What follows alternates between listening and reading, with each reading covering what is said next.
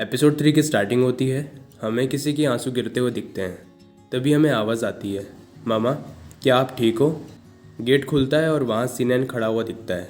Story वापस सीनैन के बचपन में जा चुकी है। सीनैन अपनी मॉम को ही देखता रहता है। सीन चेंज होता है, किसी की आवाज़ आती है। ये आवाज़ सीनैन के ग्रैंड पेरेंट्स की है। वो सीनैन की मदर से कहते हैं, मुझे लगता है तुम्हें अब किसी को ढूंढ लेना चाहिए। वो पहले से ही इतना दूर जा चुका है और अब तो सीनैन भी बड़ा हो रहा है। वो कब तक बिना फादर के रहेगा? भले ही कुछ ना हो, पर इस घर में किसी आदमी का होना ज़रूरी है। फिर ग्रैंडमदर बोलती है, जियान अच्छा रहेगा, वो पिछले वाले से भी अच्छा है। वो एक गवर्नमेंट ऑफिस में एम्प्लॉय है और फाइनेंशियली स्टेबल भी है, और उसे तो बच्चे से भी कोई प्रॉब्लम नहीं है। यहाँ सीनैन की बात हो रही है। फिर सीनैन की मॉम बोलती है कि आप लोग इस बारे में बात करना बंद करेंगे? मैं उनके अलावा किसी और से शादी नहीं कर सकती। फिर ग्रैंडमदर जोर से टेबल पर मारती है और बोलती है, तुम इतनी जिद क्यों कर रही हो? उसको मरे हुए कितने साल हो गए। अगर तुम अपना ध्यान नहीं रख सकती तो तुम सीनैन का ध्यान कैसे रखोगी? वो अब कितने साल का होने वाला है? तुम क्या चाहती हो, बाकी सब क्या सोचे? इस पर सीनैन की मॉम बोलती है, क्या आपने कभी मेरे बारे में सोचा है? आपको हमेशा दूसरों की राय जानना चाहती हो। इसके बाद ग्रैंडफादर बोलते हैं, तुम अपनी मॉम को ऐसा कैसे बोल सकती हो? हम हमेशा तुम्हारे लिए अच्छा ही सोचेंगे। सीनैन की मॉम कुछ देर शांत रहती है, फिर बोलती है, वैसे आपको सीनैन की चिंता करने की ज़रूरत नहीं है। मैं कितना भी सेक्रीफाइस कर दूं, मैं सीनैन को अच्छे से बड़ा करूंगी, चाहे कितने भी कीमत लगे। मैं उसे अच्छी तरीके से बड़ा करूंगी। सीन चेंज होता है और वापस वही सीन आता है। सीनैन अपनी मॉम के पास खड़ा है। मॉम बोलती है, मैं ठीक हूँ, मैं सिर्फ एक बुक पढ़ रही थी। तुम यहाँ क्यों आए? क्या तुम्हें फिर से भूख लगी है मेरे प्यारे बच्चे? फिर सीनैन बोलता है, मॉम क्या आप अभी रो रहे थे? फिर उसकी मॉम बोलती है, अरे बुद्धू, मैं कैसे रो सकती हूँ जबकि मैं तुम्हारी मॉम हूँ। फिर सीनैन अपनी मॉम को गले लगाता है। फिर उसकी मॉम बोलती है, तुम अब क्या खाओगे? मैं तुम्हारे लिए कुछ बनाती हूँ। इसके बाद सीनैन बोलता है, मॉम मुझे डैड नहीं चाहिए, मैं सबसे ज़्यादा स्ट्रॉन्ग बनूंगा ताकि मैं फ्यूचर में आपको प्रोटेक्ट कर सकूँ, तो प्लीज़ मत रो। फिर उसकी मॉम की आंखों में आंसू होते हैं और वो ओके बोलती है। इसके बाद सीन चेंज होता है। सीनैन की मॉम पेरेंट्स मीटिंग में होती है। वहाँ वो सीनैन की टीचर से उसके बारे में पूछती है। सीनैन की टीचर बोलती है, सीनैन बहुत होशियार है और वो हाई लेवल के क्वेश्चन बहुत इजीली सॉल्व कर लेता है। फिर टीचर मॉम से पूछती है, आप घर में किस तरह से पढ़ाती हैं? अगले पेरेंट्स मीटिंग में हम आपका एक्सपीरियंस जानना पसंद करेंगे। फिर सीनैन की मॉम बोलती है, मैंने उसे ज़्यादा कुछ नहीं पढ़ाया, वो लड़का हमेशा ही स्टडी रूम में रहता है और बुक्स पढ़ता रहता है। फिर टीचर बोलती है, क्या घर पे भी?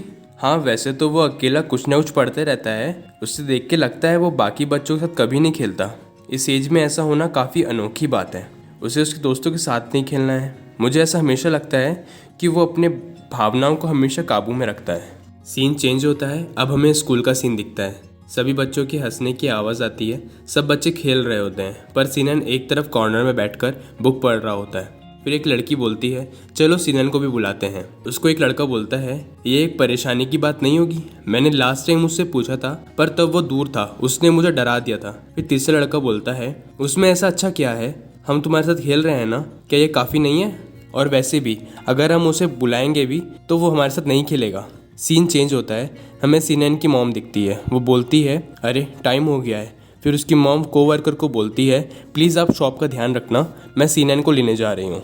फिर वो कोवर्कर बोलती है, ठीक है आप जाइए। सीनैन की मॉम जल्दी से स्कूल जाती है और वो देखती है सीनैन पढ़ रहा होता है। फिर मॉम सीनैन को आवाज़ देती है, सीनैन। मॉम की तरफ देखता है। फिर मॉम बोलती है, चलो घर चलते हैं। फिर सीनैन बुक बंद करता है और ओके बोलता है। सीन चेंज होता है। सीनैन की मॉम बोलती है, जब तक मॉम शॉप का ध्यान रखेगी तब तक हम अपने नए घर में जा सकते हैं, ताकि मैं तुम्हें रोज़ जल्दी लेने आ सकूं। सीनैन ओके बोलता है। तभी बच्चों के हंसने की आवाज़ आती है। एक बॉल गिरते हुए सीनैन के पास आती है। सीनैन उस बॉल को उठाता है। फिर एक बच्चा आता है और सीनैन से बॉल लेके बोलता है, थैंक्स, ये बॉल मेरी है।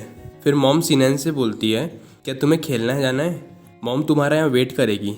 सीनैन थोड़ी देर वेट करता है, फिर बोलता है, नहीं मुझे नहीं खेलना, मुझे इन सब चीज़ों पे टाइम वेस्ट नहीं करना है, घर चलो मॉम।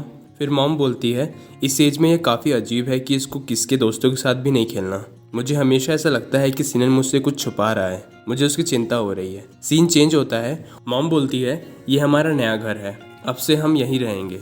फिर मॉम बोलती है, पहले साफ़ सफाई करते हैं, फिर मेरे साथ चलना, हम नेबर से मिलेंगे। सीनैन फिर ओके बोलता है। फिर वो शिंग की फैमिली से मिलते हैं। शिंग की मॉम बोलती है, ये हमारे पड़ोसी हैं जो अभी आए हैं।